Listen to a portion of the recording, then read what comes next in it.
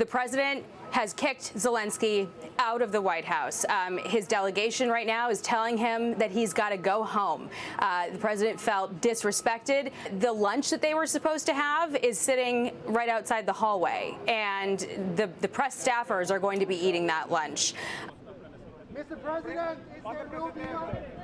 Mr. President, can you tell us what happened? Is the deal off? President Zelenskyy, can you tell us what happened?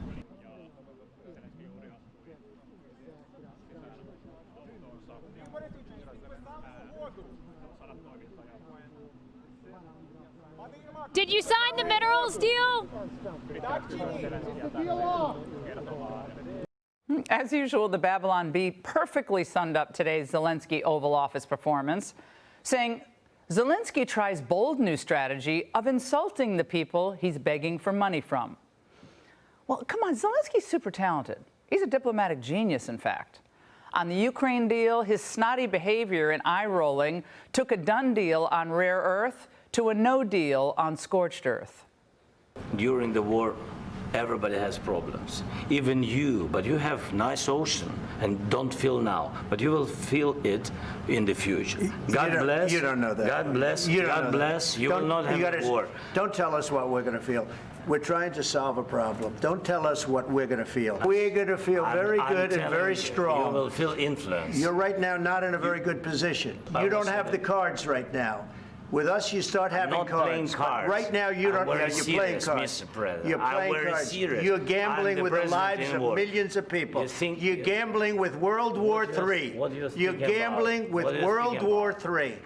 And what you're doing is very disrespectful to the country. Now, Zelenskyy's supercilious air, constantly speaking over the president, was simply dumb on every level. The one person he had to impress today was Donald Trump, and he failed that test miserably. As for Trump's approach, he told Zelenskyy he didn't want to hear something, and it was called the truth. Your country is in big trouble. I know. You're not winning. You're not winning this.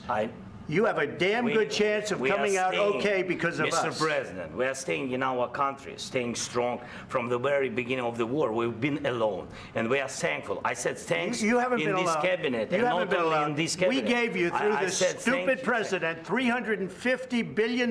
You voted we gave for you your military equipment, and your men are brave, but they had to use our military. What about if you didn't have our military equipment, if you didn't have our military equipment, this war would have been over in 2 weeks. All true. Now, Zelenskyy plays warrior in his costume, but he doesn't realize his act is wearing very thin. And his banker, us, well, we're out of money. The problem is, I've empowered you to be a tough guy.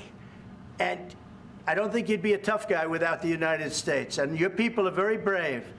But you're either going to make a deal or we're out. And if we're out, you'll fight it out. I don't think it's going to be pretty, but you'll fight it out. But you don't have the cards. But once we sign that deal, you're in a much better position. Now, today was the day that the pro-Ukraine war hawk crowd lost their cause. Look, if you've lost Lindsey Graham. I have never been more proud of the president. I was very proud of J.D. Vance, standing up for our country. We want to be helpful. What I saw in the Oval Office was disrespectful, and I don't know if we can ever do business with Zelenskyy again. Do you think President Zelenskyy needs to resign to resume these peace talks? He either needs to resign and send somebody over that we can do business with, or he needs to change. Now, Kinzinger, Cheney, Vindman, the whole crowd, their hero, the man who suspended elections in his own country, who basically did away with free expression, who banned thousands of Orthodox churches, came to town with an impudent, hectoring approach, expecting, I guess, to be treated like he was at Harvard's Kennedy School or maybe at the Oscars. Now, think about how other European leaders handled their visits to the White House, leaders who also have some pretty profound differences with the Trump administration. With this gentleman on my right, and we look forward to keeping that going for a long period of time. Thank you very much. Thank you. Thank you, Mr. President. Thank you.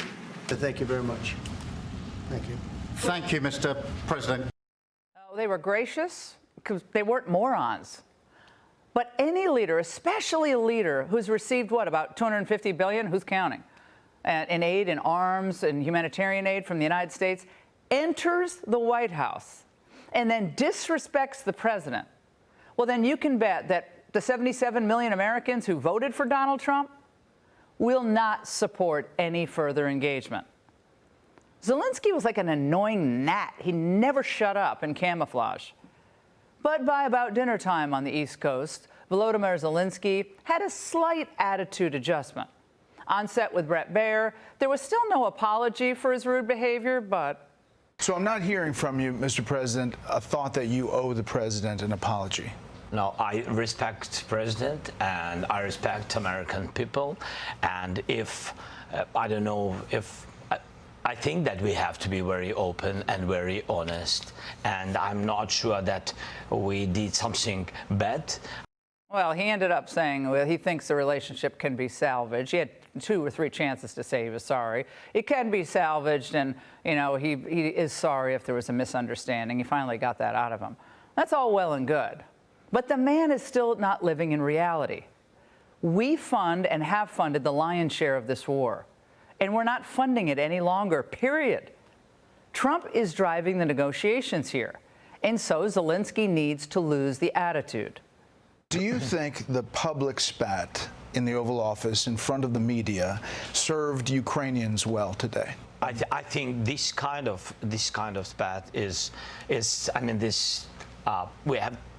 I mean, this is not good for both sides anyway, and I'm very open, but I can't, you know, change our Ukrainian attitude to Russia, and I don't want they kill us for us. You know, this is very, very clear that Americans are the best of our friends, Europeans are the best of our friends, and Putin with Russian, their enemies. And it doesn't mean that we don't want peace. We just want to recognize the reality, the real situation. But look, I think the spat in public was actually refreshing. Now, all these diplomats, all these globalists, the same people who failed America in negotiations and meetings, Iraq, Afghanistan, throughout the Middle East, they love having it all play out behind closed doors. That way there's no accountability when they screw up. But it was very important for America to see Zelenskyy's intransigence today. But you see, I think it's good for the American people to see what's going on. I understand, sir. I think it's very important. That's why I kept this going so long. He knows the show. And sunlight truly is the best disinfectant. And right now, Zelenskyy and his enablers are the biggest obstacles toward peace. We're not looking for somebody that's going to sign up as strong power and then not make peace because they feel emboldened, and that's what I saw happening.